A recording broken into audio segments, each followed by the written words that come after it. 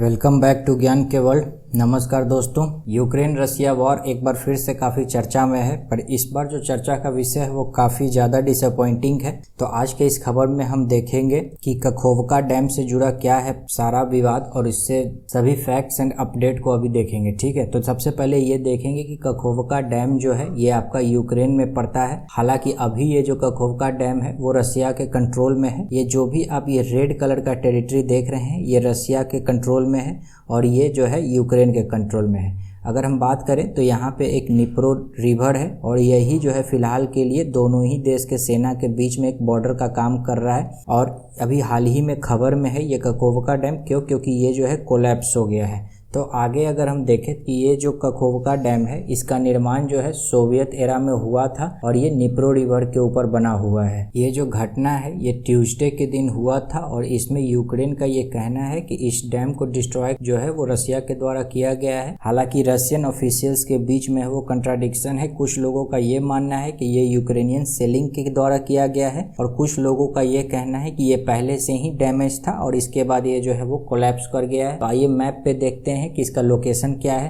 तो अगर देखा जाए तो ये जो है नोवा कखोवका जो है वो आपका यहाँ डैम यही जो है वो पोजीशन पे है। उसके बाद अगर देखें कि यहाँ खैसन प्रोविंस के पास ये डैम जो है ये पड़ता है और ये निप्रो रिवर इसको जो है वाटर सप्लाई करता है। ये काफी बड़ा है साइज में। अगर इसको हाइट की बात करें तो ये जो है 98 फीट है और वहीं जो है 3.2 किलोमीटर लॉन्ग है। और इसी डैम के ऊपर हाइड्रो पावर प्लांट भी जो है वो बना हुआ है, इलेक्ट्रिसिटी पावर प्लांट। उसके बाद ये जो डैम है वो साउथ यूक्रेन में जो फ्रेश वाटर सप्लाई है वो मेंटेन करता है। साथ ही साथ क्राइमिया रीजन जो है जो कि अभी रसिया के अंडर कंट्रोल है 2014 से, वहाँ भी जो है फ्रेश वाटर का सप्लाई जो है इसी डैम में रिजर्व किया हुआ पानी से होता था। और इसका जो वॉल्यूम ऑफ वाटर है वो यूएस में जो सॉल्ट लेक है उसके बराबर है इस डैम पे। अगर हम देखें तो इस विवाद को जो है वो रसिया के प्रति कॉन्स्पिरेसी से भी जोड़ा जा रहा है। क्यों ऐसा हो रहा है? क्योंकि देखिए ये सबसे पहले कमेंट किसके द्वारा किया गया? यूक्रेन के द्वारा किया गया। वहाँ के जो प्रेसिडेंट है व्लादिमीर जेलेंस्की, इनके द्वारा जो है टेलीग्राम मैसेजिंग ऐप पे इसको बताया गया कि रसिया के द्वारा जो है इस डैम को डिस्ट्रॉय कर दिया गया है और इस चीज को उसके द्वारा जो है वो रशियन टेररिस्ट का जो है वो टैग दिया गया।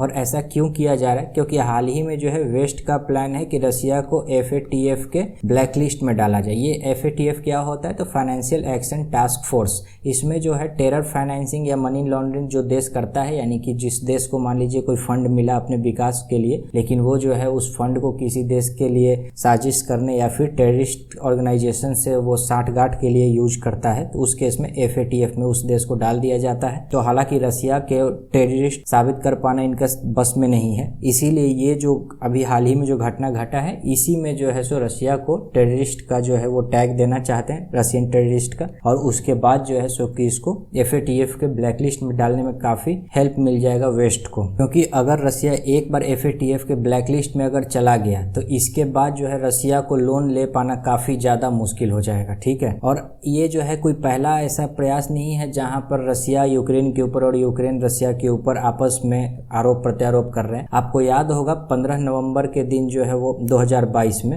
G20 का सबमिट हुआ था और इसी में जो है वो यूक्रेन के द्वारा पोलैंड के ऊपर एक बॉम्ब ब्लास्ट कर दिया गया था। और ये यूक्रेन के द्वारा ये कहा गया था कि ये जो बॉम्ब है वो रसिया के द्वारा डाला गया है, ताकि नाटो का जो आर्टिकल 5 को जो है वो एक्टिवेट हो जाता और जो है सो नाटो के सभी देश कलेक्टिवली जो है वो रसिया के ऊपर अटैक कर सकते थे। उसके बाद फिर एक रसिया के द्वारा जो है आरोप लगाया गया यूक्रेन के ऊपर कि यूक्रेन ने जो है वो क्रेमलिन के ऊपर ड्रोन अटैक किया है। तो इस तरीके का आरोप और प्रत्यारोप आए दिन जो है ये दोनों के बीच में लग रहा होता है। अगर हम बात करें कि ये जो अभी कखोवका डैम के ऊपर जो अभी कोलैप्स हुआ है तो उसका जो आप 1 जून का अगर ये देख सकते हैं कि यहाँ पे जो है पूरी तरीके से स्ट्रक्चर अवेलेबल है। उसके बाद जो है वो जब 2 जून था तो उस समय ये जो है रोड जो है वो डैमेज हो गया था। वहीं अगर हम बात करें कि 6 जून जिस दिन ये डैम कोलैप्स हो गया, ये उस दिन का मंजर है, ये काफी भयावह है। आप बेशक बेशक इस फोटो से इस मंजर का आकलन नहीं कर सकते हैं, लेकिन आप ये समझ सकते हैं कि काफी बड़ा अमाउंट में जो है सो वाटर अब शहर के अंदर घुसेगा और जो है वो फायर से ज्यादा डिस्ट्रक्टिव वाटर होता है। तो ये काफी बड़े लेवल का जो है वो डिजास्टर लेके आने वाला है। अगर ह्यूमन इम्पैक्ट की हम बात करें तो 3 लेवल पे होगा।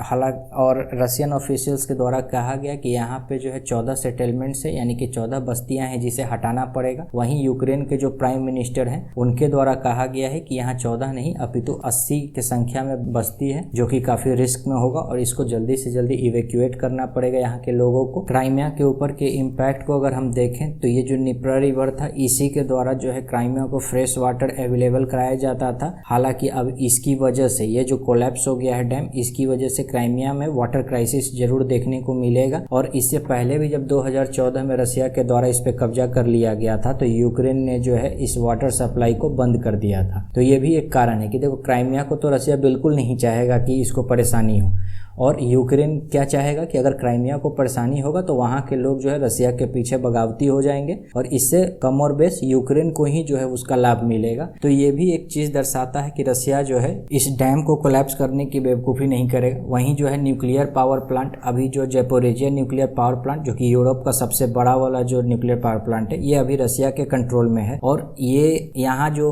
निप्रा रिवर जो है उसी से इसको जो है कूलिंग के लिए वाटर मिलता था। अब ये जो अगर डैम कोलैप्स हो गया है तो यहाँ भी वाटर आने में दिक्कत होगा, जो कि फिर से एक बार रशिया को ही समस्या देगा। और आप बात करें कि पहले ये क्षेत्र कैसा था, तो ये जो डैम जब सही सलामत था तो यहाँ का जो क्षेत्र था बिल्कुल एकदम सघन और हरा भरा था। और अभी आप वर्तमान में देख सकते हैं कि यहाँ का स्थिति क्या हो गया है। दोस्तों आप देख सकते हैं कि यहाँ का जो मकान है उसका केवल रूफ दिख रहा है, केवल छत का हिस्सा दिख रहा है। तो आप समझ सकते हैं कि किस लेवल का डिस्ट्रक्शन इसमें देखने को मिला है। अब अगर हम रिसेंट अपडेट की बात करें तो अभी क्या आया है, तो सबसे पहले अल जजीरा में छपे एक रिपोर्ट के अनुसार लगभग 6000 लोगों को इवैक्यूएट किया गया है। उसके बाद अगर देखा जाए तो ये केवल घरों को ही फ्लडेड नहीं करेगा, इसके अतिरिक्त जो है ये बिजनेस को भी जो है सो काफी ज्यादा डिस्ट्रॉय करेगा। यहाँ जो है सो एक दूसरे के ऊपर ब्लेम का जो है सिलसिला अभी जारी है। फ्रांस के द्वारा एड भेजा गया है यूक्रेन को। हालांकि वैसे भी सारा जो वेस्टर्न कंट्रीज हैं वो आपस में तो यूक्रेन को ही ये फंड कर रहे हैं वॉर को, तो ये फ्रांस के द्वारा इसको एड भेजा गया है। उसके बाद अगर रॉयटर्स की बात करें तो यूक्रेन के द्वारा ये कहा गया है कि लोगों के पास साफ पानी का जो है काफी अभाव हो जाएगा। साथ ही साथ यहाँ जो है सो कि tens of thousands of hectare जो एग्रीकल्चर लैंड है वो भी डिस्ट्रॉय हो जाएगा। और इसके साथ साथ जो है लगभग 5 लाख हेक्टेयर जो लैंड है वो डेजर्ट में कन्वर्ट हो जाएगा। तो दोस्तों आज का ये खबर कैसा लगा आप जरूर कमेंट बॉक्स में बताएं। अगर पसंद आता है तो वीडियो को लाइक करें, चैनल को सब्सक्राइब जरूर करें। धन्यवाद।